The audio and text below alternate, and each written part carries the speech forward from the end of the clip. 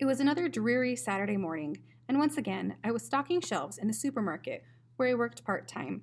I hated the Saturday morning shift because it often meant getting up at 5:30 a.m. with a throbbing hangover. It was the same predicament almost every weekend. My college friends would stop by on Friday night, raving about a great party I couldn't afford to miss. I'd politely decline, citing my responsibilities at work the next day. They then, in turn, would cite my responsibilities as an alcohol fueled party animal. Somehow, what they said made sense, and I'd cave in and go along with them. Then they would proceed to have a great time, and I would pretend to.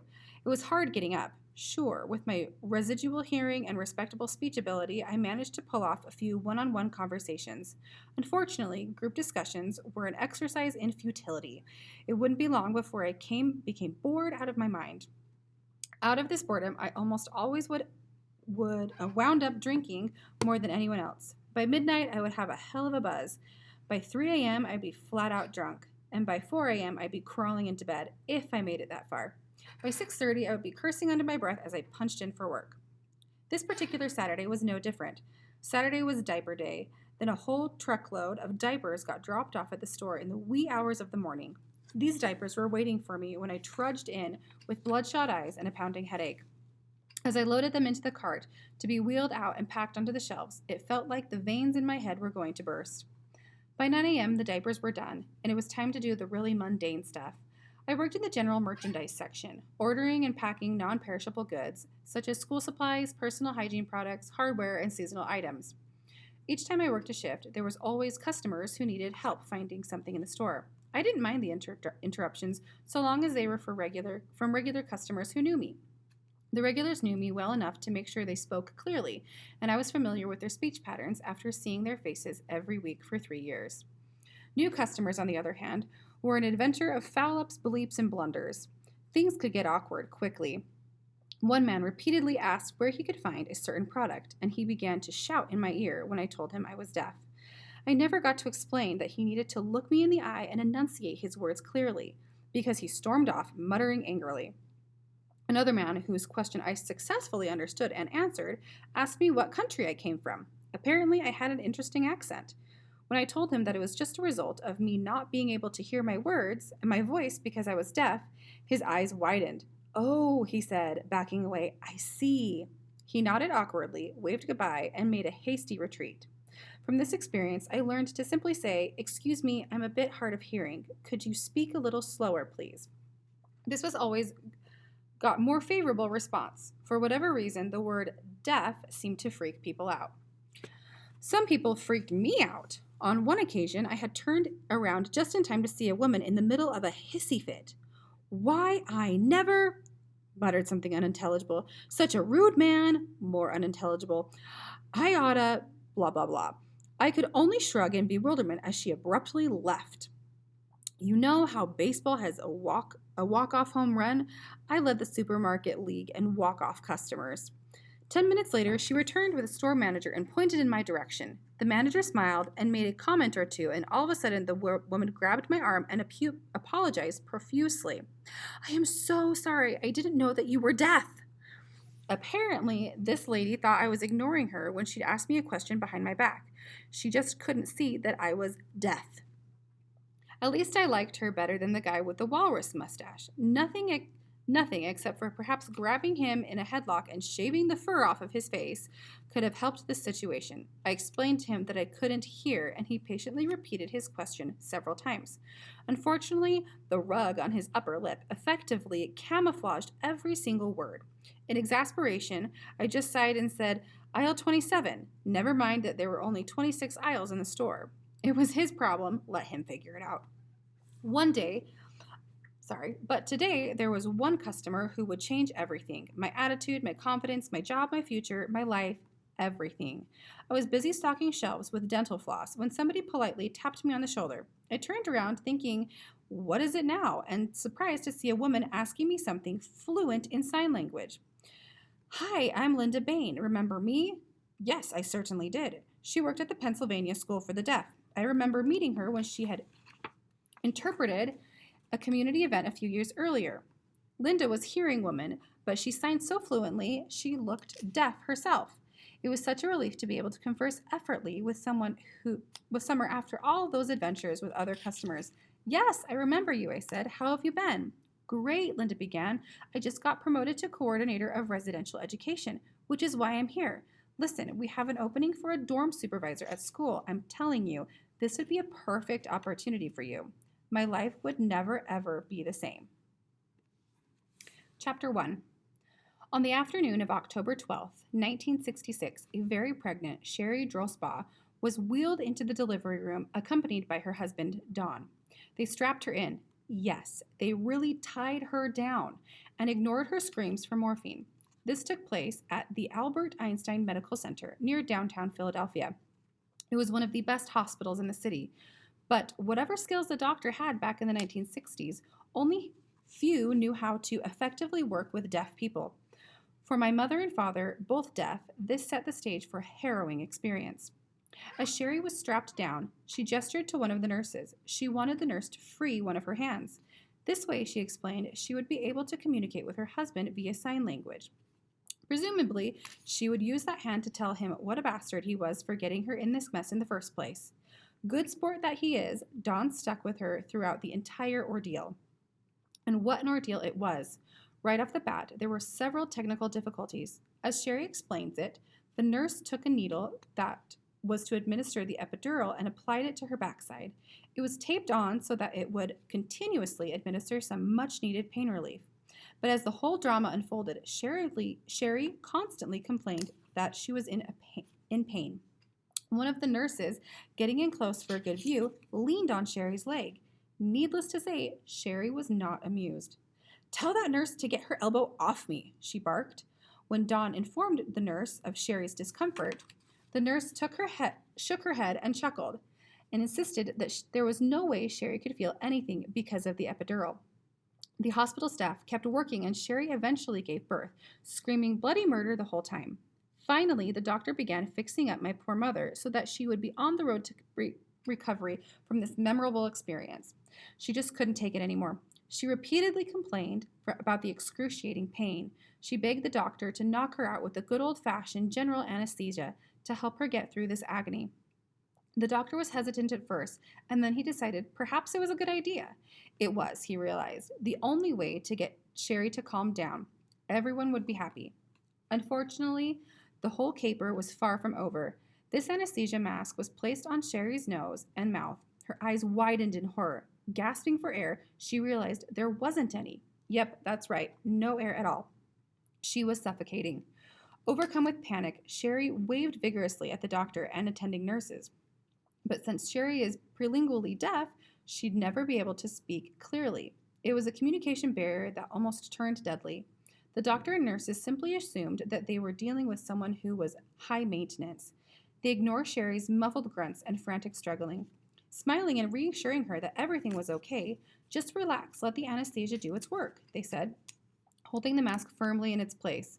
In horror, my mother realized that she was in a nightmare of a situation, one would expect to find in the Twilight Zone. Thinking quickly, Sherry raised one hand that the nurse had freed a little bit earlier and anxiously started fingerspelling to Dawn. "No air, no air." Alarmed and confused, Dawn looked around the room and saw the anesthesia machine wasn't working. A pump that was supposed to be pumping wasn't moving at all. It was clamped shut, stuck in place.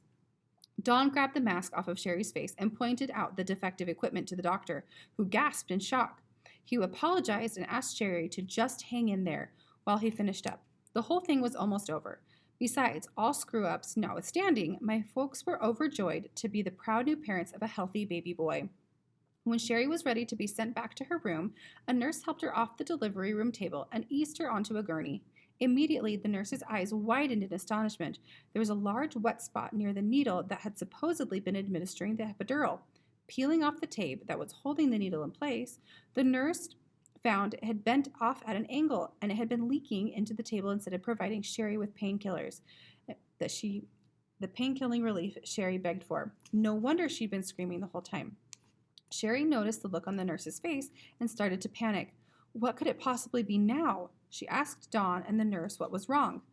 "Nothing at all, nothing at all. The baby is just fine," replied the nurse, speaking slow so my parents could read her lips. Turning to Dawn, she said, "Your wife is a very brave woman. She just had a natural childbirth, whether or not she knew it. Oh, she knew it. Believe me, she knew." Chapter 2. From that harrowing childbirth, all the way up to the first grade, I had perfectly normal hearing. I was able to acquire language the way that all hearing children usually do, through both auditory and visual input. I could have conversations on the phone with my hearing grandparents and seemed to interact just fine with other children my age. I attended kindergarten at Harry H. Houston School in Philadelphia, and initially there was nothing out of the ordinary that anyone could have noticed. Slowly and ever so subtly, things changed. Something wasn't right. I got confused during weekly music classes, but couldn't figure out why. There were several moments when I felt something was out of whack whenever we sang songs together. When it was my turn to sing, I either missed my cue or babbled something incomprehensible. Sometimes I even made up my own lines. I would sing about my gal who rode the boats outdoors with Al and Louie, and then I'd wonder why everyone was looking at me so funny. I'd shrug helplessly as the teacher informed me that the actual words were, "Michael row the boat ashore, hallelujah." I was only singing what I thought I had heard, and I had no real understanding that something was amiss. At that age, children are naturally egocentric. I couldn't help but think that the other kids were receiving the same warped input as I was. I didn't really believe at the time that something might be wrong with me. Finally, my weirdness was exposed for all to see on one fateful day in first grade. It was the time for our favorite weekly activity, show and tell. As did many other students, I loved this part of class because it put me in the spotlight and allowed me to share my toys with everyone. But on this day, it was different. For whatever reason, my teacher just decided to combine 2 first grade classes for one huge show and tell activity. Instead of a cozy atmosphere of 12 or so students, there were 30 kids packed into one big room. I felt lost. It was my first experience of complete disorientation. I realized that I had no idea of what anyone was saying and wondered how I would know when it was my turn. But the worst was yet to come. "Mark, you're up," said my teacher, Miss Brown. "Huh? Mark, it's your turn. Come on up." I made my way to the front, bringing the action figure I knew would knock everyone's socks off, G.I. Joe. His army fatigues were filthy from all the adventures he had been in my backyard, and that was precisely the rugged look I wanted to have him to have. He was a badass, and together we were going to rock this presentation, or I thought so. I started by explaining how G.I. Joe had survived bombings, knife attacks, attacks by mutants from outer space, and the Yeechi tea party thrown by the girl in the Barbie set. Whatever the danger, Joe always got out alive. Suddenly, a hand raised, and one of the kids had a question. It was from a kid in the other first grade class. I had no idea who he was, and since I didn't know him, I wasn't familiar with his speech pattern.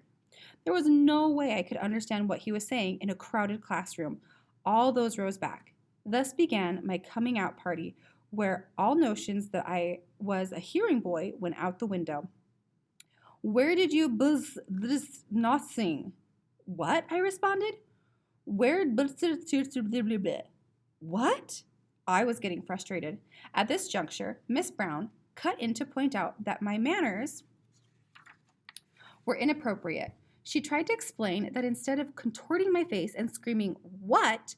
it would be more gentlemanly to politely raise my eyebrows and say, "Yes," to the boy. "Yes, what?" I asked Mrs. Brown. "Don't say what, say yes." "What?" "Yes. Y-E-S. "What was the question I'm saying yes to?" No, you say yes politely to him so he'll repeat the question. Shruggingly, I looked back at the boy. "Yes? Where did What?" So the verbal volleyball went on. I had no real understanding of what was happening and no idea of the implications behind this drama. I only remember the wide-eyed looks I got from the whole classroom. Something was clearly not right. But at this age, I was unable to grasp the fact that I was going deaf. Shortly after the show and tell fiasco, I found myself in my grandparents' apartment. Back in those days, the word accessibility didn't exist. There were no effective communication between the school and my deaf parents. Anytime a phone call had to be made, teachers would call my maternal grandparents, Martin and Rose, because they were my maternal grandparent, because they could hear. Inadvertently, For better or for worse, they wound up taking charge of my educational progress, or lack thereof. On this infamous day, my grandfather summoned me and asked me to sit down. He seemed a bit anxious, and I still remember quite vividly the worried look on his face. Apparently, he must have received one of those good news, bad news phone calls from my teacher. The good news was, no, we don't think your grandson has behavior issues. The bad news was, instead, we think he has a significant hearing loss. It was time for the truth to come out. My grandfather started with small talk, nothing out of the ordinary. Then, suddenly, he asked what seemed to be an unusual question. Can you understand what I'm saying? Yeah, sure. I was perplexed. I couldn't see what the big deal was, and yet he looked so worried. Okay, now let's try it this way. My grandfather lifted his hand and covered his mouth and spoke again. How about now? Can you understand what I'm saying? Mark, can you understand me? Wait, what? Yes.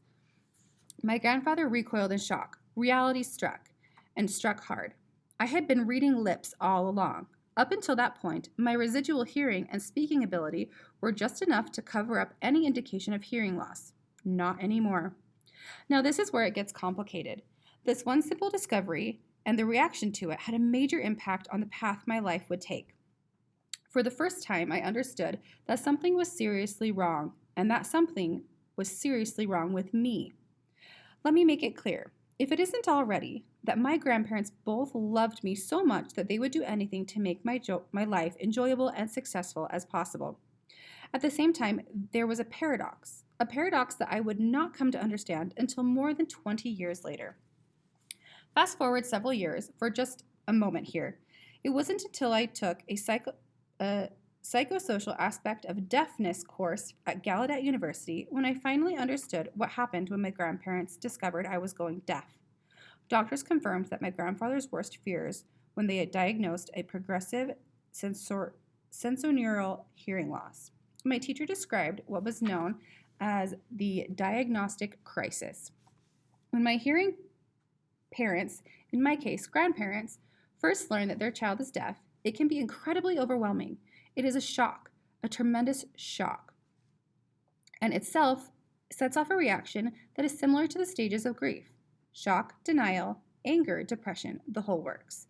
The difference is they are not grieving a dead person. They are grieving for someone who is very much alive, and in the process, it can greatly influence that person. When a deaf child sees his or her hearing parents react negatively over a newly diagnosed hearing loss, a lasting impression is made. Since the parents are visibly upset, ship the kid off to every medical specialist they can find. Even with the best intentions of finding a miracle cure, the child may perceive a different message. Being deaf is bad. I am deaf. I need to be fixed. I must be like them no matter what, because deaf is bad. The irony is my grandparents were doing everything in their power to help me. They sent me to doctors, audiologists, speech therapists, everything but a witch doctor. Their actions on the surface level were saying, we love you and will do anything we can to help you hear. Unbeknownst to them, the mixed message I received was, we love you, but you have a horrible condition you've got to be fixed. What are the psychological implications of such a message? To me, it meant I had to deny who I really was, and that somehow I had to pretend that I could hear. It meant that I had to brown nose hearing people, act like them, act like I understood them, and remove myself from anything associated with being deaf. In other words, sign language was verboten. I was told not to sign, and I respectfully complied. Many deaf people to this day still ask how it was possible for me to be raised this way. They wonder why my own mother and father, who understood my plight better than anyone else, didn't tell everyone to back off. If my parents knew from the first-hand experience that sign language was my most accessible form of communication, why did they step aside when it was taken away from me? There were plenty of reasons, many of them complicated, but the number one reason was the simple fact that at that time, I wasn't deaf enough. I could no longer hear like I used to, but I wasn't totally deaf either. I was in this hard of hearing netherworld, also known as being on the fence. My residual hearing and speech at the time were just so close to that of a hearing person. Back then, I could still hold on a decent phone conversation, even if I had to ask people to repeat things. Since I was teetering between two worlds, most people encouraged me to hold on to that world of sound. If I had been born completely deaf,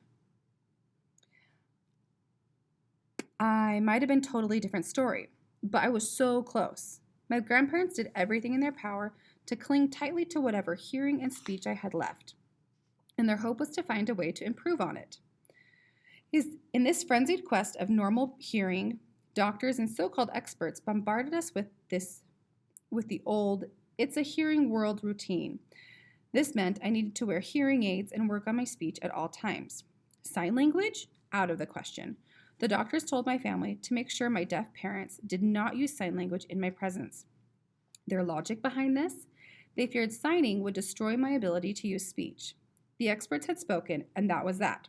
As a result, my parents would sign to each other, but at the same time, they tried their best to use a voice when conversing directly with me. Hence, I grew up to be a very rare oddity in the deaf world, a deaf child of deaf parents who couldn't sign worth a damn until his mid-20s.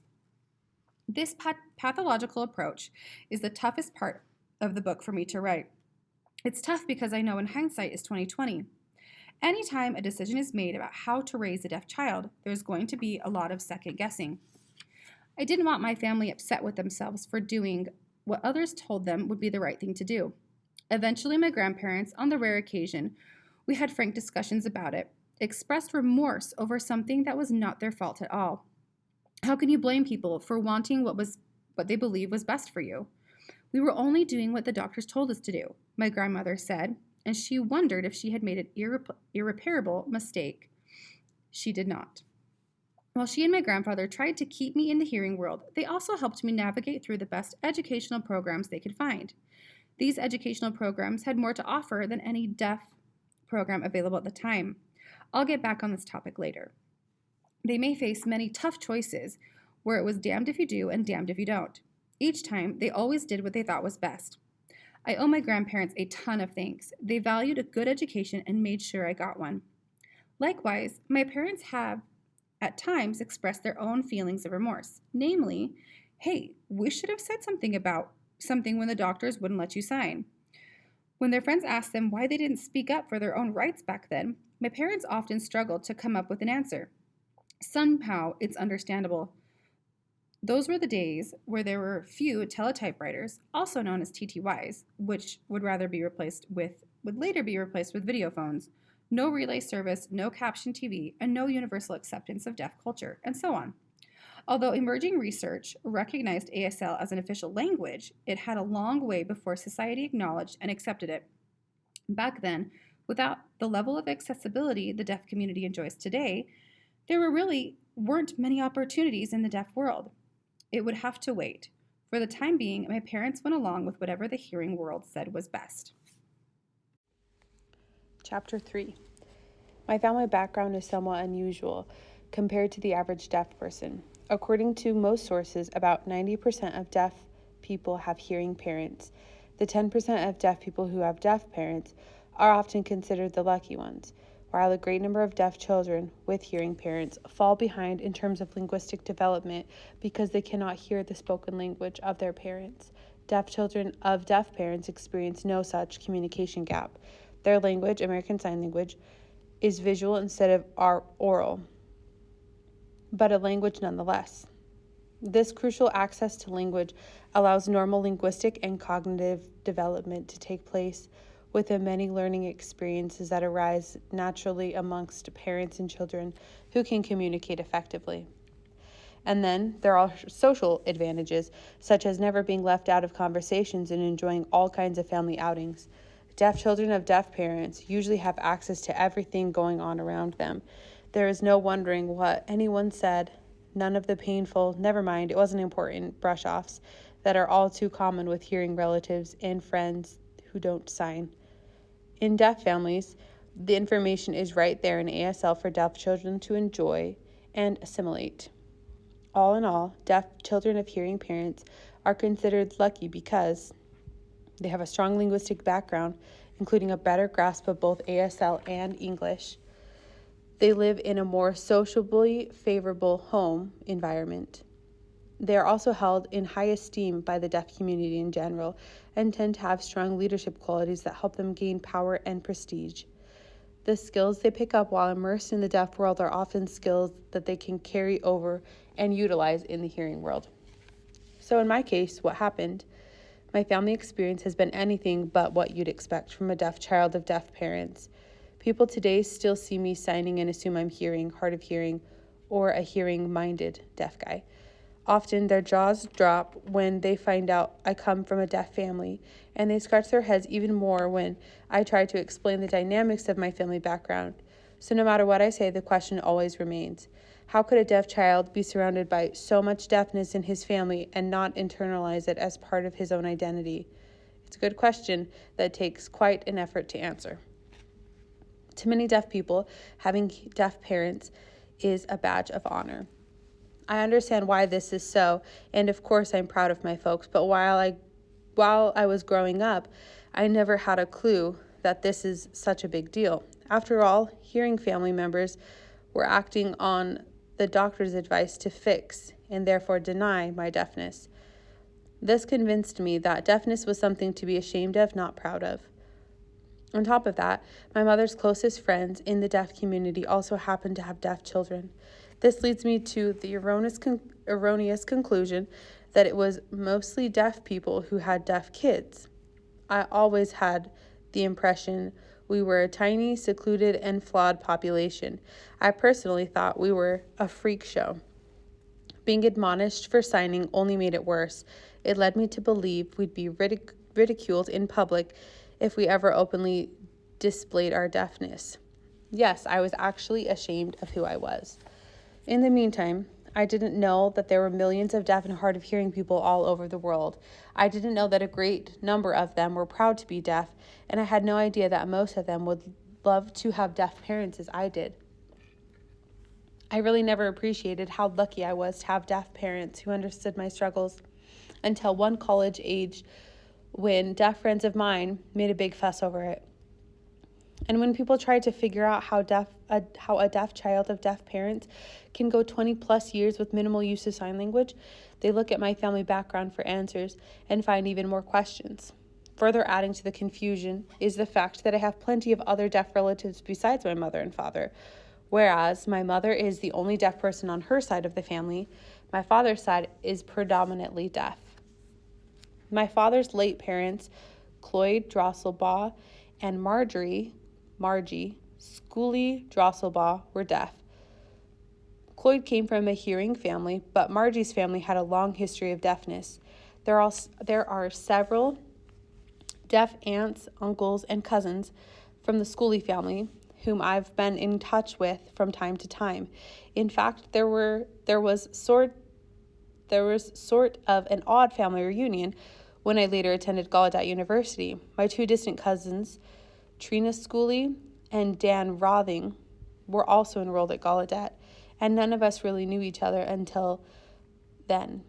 Imagine bumping into two people in a big university, getting a good conversation going, and then realizing, hey, we're family. Weird, yes. But it gives you an idea of how large my father's family is. And while my mother's hearing family was close-knit and living in Philadelphia, my father's was spreading out all over Pennsylvania. Many are Scranton/Wilkes-Barre and Uintah County, most of who I have yet to meet. My paternal grandparents, Margie and Cloyd, have lived in Philadelphia for a considerable time and had moved back to Scranton when I was 6 or 7 years old. Margie would again relocate to Philadelphia when I was about 13. By then, Cloyd had died, and Margie wound up marrying Michael Novak, also deaf. It must be noted that my conflict with the deaf side of my family, due to geographic factors ranging from occasional to sporadic, we usually got together during Christmas, Easter, or someone's birthday. The deaf family members I saw most frequently were my grandmother, Margie, who was affectionately called Nana, and my stepfather, Mike, and my Uncle Bob and Aunt Libby. There are a variety of reasons why my exposure to deaf family members didn't result in my becoming a native ASL signer. First of all, during the early years of my life, I was hearing or pretty close to hearing. I did not have an urgent need to pick up sign language. I could understand my parents signing, but I hardly signed much myself. When I did sign, it was mostly basic signs mixed up with home signs that are just enough to get the message through. Also, not all of the deaf people in my family are very fluent in ASL. Most of them have used local and home signs that were not prevalent in mainstream deaf society. A number of them attended oral schools where sign language was not permitted, so they too were late in picking up sign language and thus were not native signers. Some of my relatives were hearing or hard of hearing at an early age before later going deaf, such as my father and Uncle Bob. I followed this pattern myself. They often use a combination of signing and voice depending on who they're interacting with. Most of my recollections of family get-togethers evoke memories of communication style closer to what is known as SIMCOM, simultaneous communication, utilizing both voice and sign. My mother and my Aunt Libby, both prelingually deaf, are the exceptions and have always used ASL. I do recall other family members signing more fluently while in deaf clubs or other situations where most everyone was deaf. As wonderful and unique as my father's deaf family may have been, I only saw them occasionally. It was with my mother's hearing family where I spent a much greater amount of time. And when my hearing loss was first discovered, they were absolutely devastated. By contrast, my father's family just shrugged and life went on. It was no big deal to them. As previously mentioned, my mother's family searched for professional advice that turned out to be anything but. They wound up following doctor's orders and discouraged me from signing. Somehow they got my parents to go along with this. The message was clear to me, and I internalized it. Deafness and ASL were bad, bad, bad. Another explanation for my initially poor signing skills can be found by taking a closer look at my peers. Virtually all of them were hearing. My neighbor kids played with hearing, and so my classmates at school. When my parents visited Uncle Bob and Aunt Libby, I would play with their hearing daughters, Mary and Nora. Anyone who knows anything about sociology will tell you that we learn most from our peers. So perhaps this is yet another reason why I didn't sign as much at an early age. Monkey see, monkey do. All of my peers were using voice, so I did the same. Since I was postlingually deaf and still had enough residual hearing to be able to talk, I did. To me, being surrounded by hearing peers meant I had to be like them. I managed to do reasonably well most of the time. Later on, I would inevitably stumble. Although I was often on the hearing side of the fence, it's not like I was completely shut off from the deaf world. How could I be, after all? I was born into it. No matter how much pressure there was to adapt to a hearing world, my parents were still part of deaf culture. Besides my deaf family, I got to see other deaf people when my parents took me with them to the local deaf club. I saw deaf adults. Perhaps I was not deaf enough myself to relate to them. I did, however, get a good taste of what the deaf world was like. Back in those days, CTYs had just gone on the market. They were noisy, oversized machines that were no substitute for face-to-face conversations. Many deaf people had yet to get a TTY around the time I was a kid, so they often went to the local deaf club on a weekly or monthly basis. This resulted in a phenomenon that I call the infamous deaf chat syndrome. It was not uncommon to stay until the wee hours of the morning, as each gathering was an opportunity to catch up on a month's worth of news. Likewise, when deaf friends visited each other, the visits were often unannounced and would last for hours. My mother would take on such visits. Usually, we visited with her good friend Carol. Often I would watch my mother in amazement. Doesn't she ever run out of things to say? Apparently not. Although I enjoyed playing with Carol's children, by 10 p.m., I'd had enough. And then the whining would start. "Can we go home now?" my mother would say. "Yes, in just a few more minutes." Those minutes would turn into hours, and my whining would grow louder. "I want to go home now." At this juncture, my mother would tell me to get my jacket. We were just about out of there. So I put on my jacket, and my mother would finally head for the door and chat some more. I'd tug on her pants as she stood in the hallway chatting up a storm. For the umpteenth time, I would remind her that it was time to go home. Finally, she would move to the doorway. the doorway where she stopped in her tracks and continued yakking. It seemed that each conversational tidbit took on a life of its own. Heaven forbid somebody briefly mentioned something new on the way out, for a brand new conversation would be spawned right on spot. For example, okay, I'll see you next week. Don't forget to tell Laura I said hello. Oh, sure. I saw Laura last week. She's going to the shore with Ted. What? She's seeing Ted now? Last time I saw her, blah, blah, blah, blah, blah, blah, blah, blah, blah, blah, blah, ad infinitum, and blah, blah, blah. Yes, it was annoying, but I didn't realize this was the deaf way of chatting up on a conversation that couldn't happen anywhere else. Hearing people chat with each other all the time at work, in line, the grocery store, and so on. It doesn't work that way with deaf people. Although in today's modern era, emails and text messages, not to mention video phones, have soothed our pent-up need to get out and talk to somebody. So when a group of deaf friends get together, you know they're going to yak for hours on end. All I can say about this experience is that I learned how to become a very patient kid, and that no conversation was over until my mother actually started the car and backed out of the driveway. I just chalked it up to something that went on in my mother's deaf world.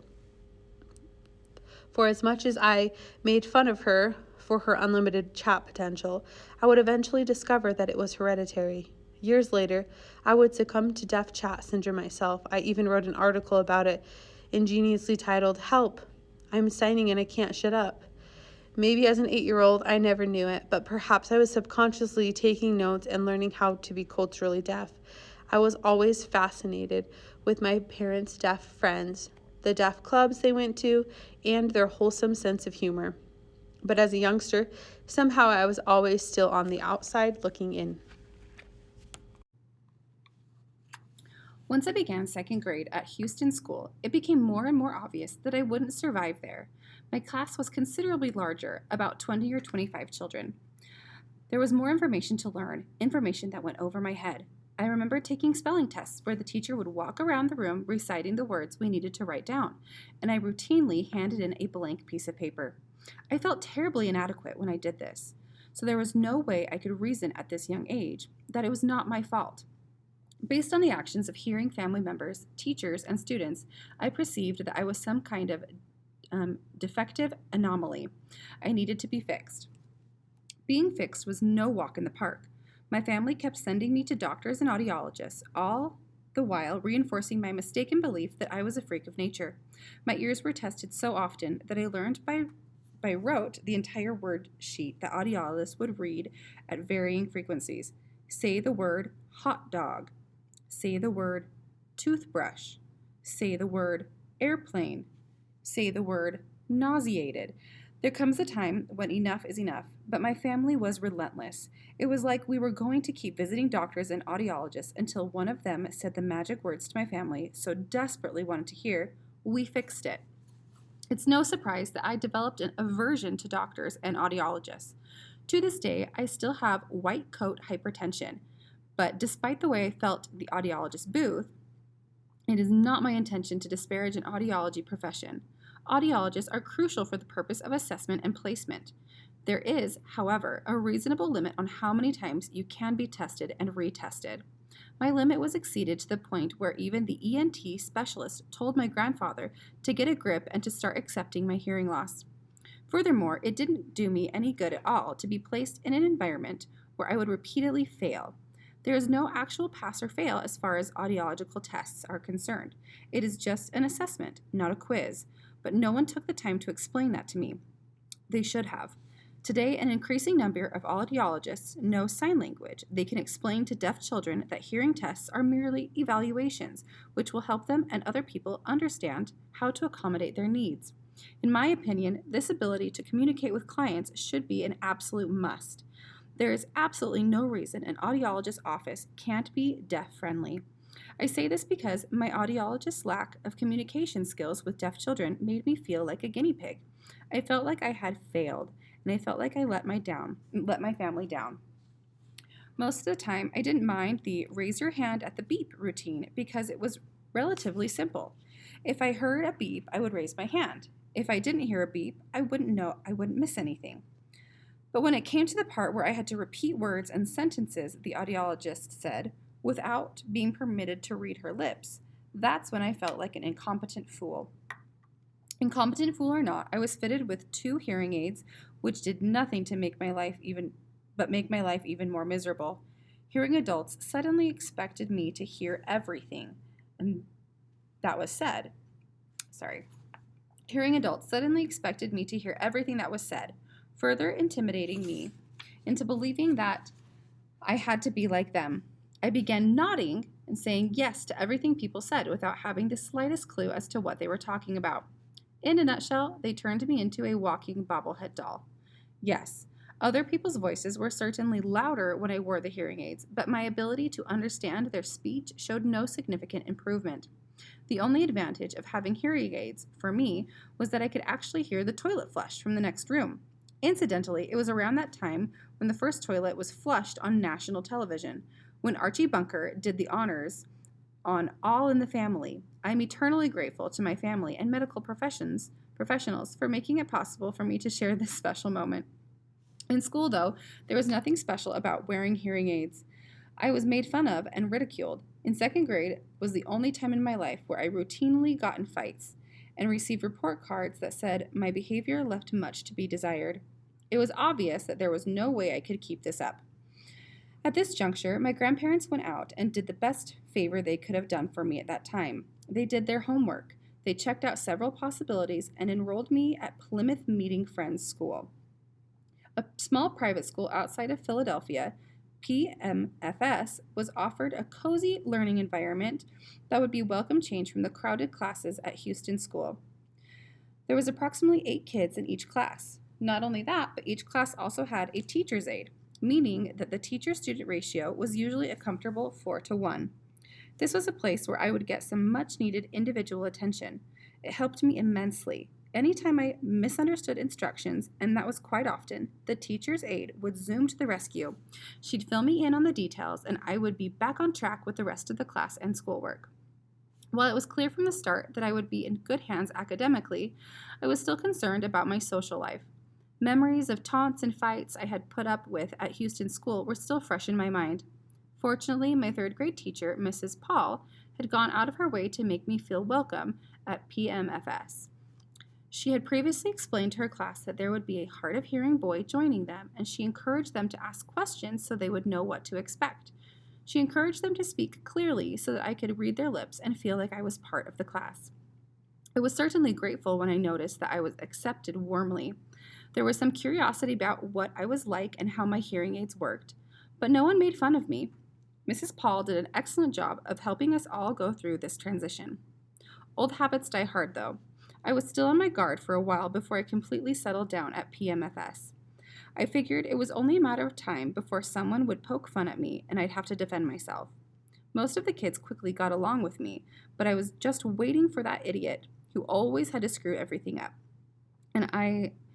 And there was indeed one boy, Quinn, who seemed to be making fun of me. I was wrong. He was making fun of everyone and everything. He was one of those fun-loving types who was always laughing and cracking jokes. Nonetheless, I eyed him suspiciously, and I didn't like him. Anytime he laughed, I wondered if he was saying something about me. One cold winter day, we were outside playing football in the snow during our recess break.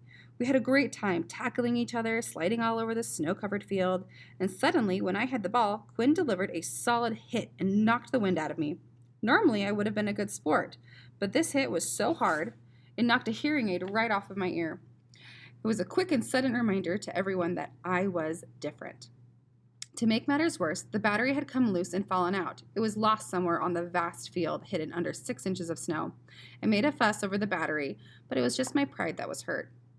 When we returned to class, Mrs. Paul had already heard about what happened. She approached me and asked about the battery. A number of students stood around her, showing as much concern as my teacher. "Do you have another battery at home?" Mrs. Paul asked. "Nope," I said, feeling sorry for myself. Quinn, the guy who I knew would make fun of me, walked up. "How much does it cost for a new one?" "About $100, I whined. $100, my ass. You can replace a hearing aid battery as quickly and cheaply as a regular wristwatch battery.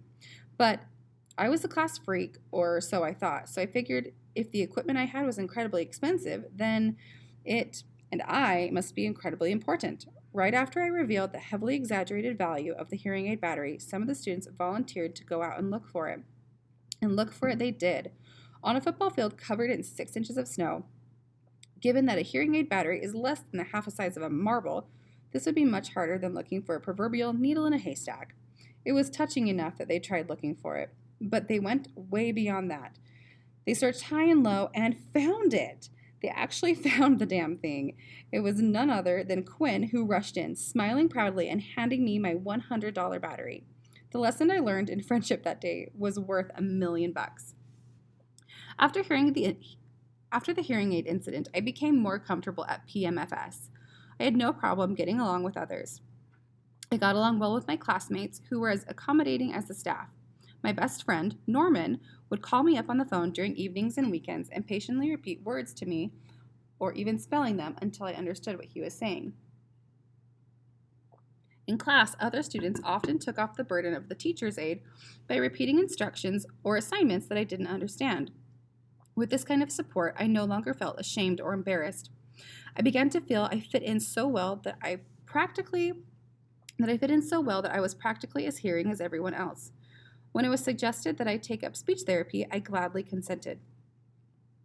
I looked at it as something that would make me even more hearing. It would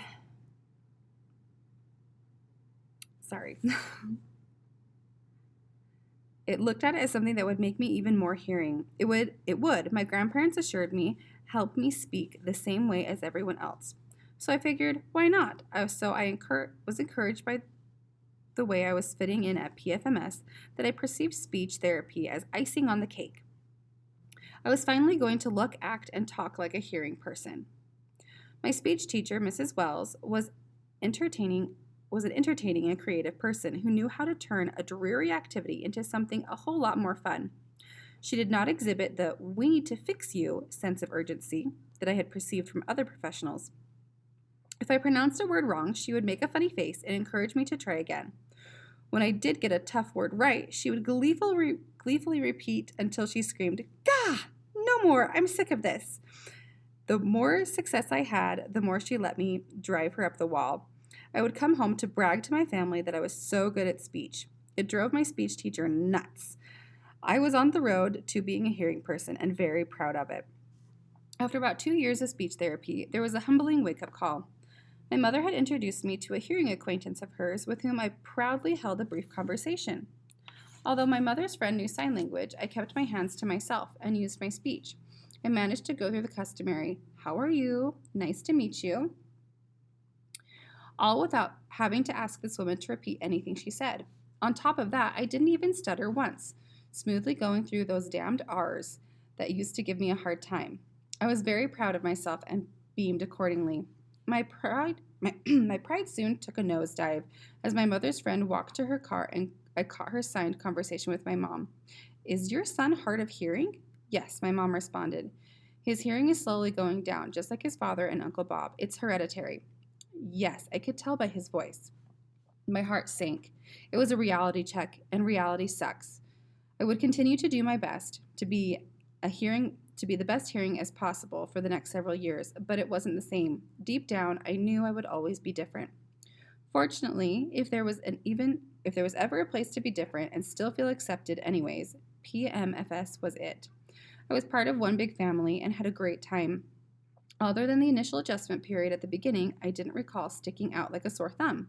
In fact, grades 3 through 6 were my best years in mainstream. It was the calm before the storm. We'll get into that storm later, the adolescent hell also known as high school.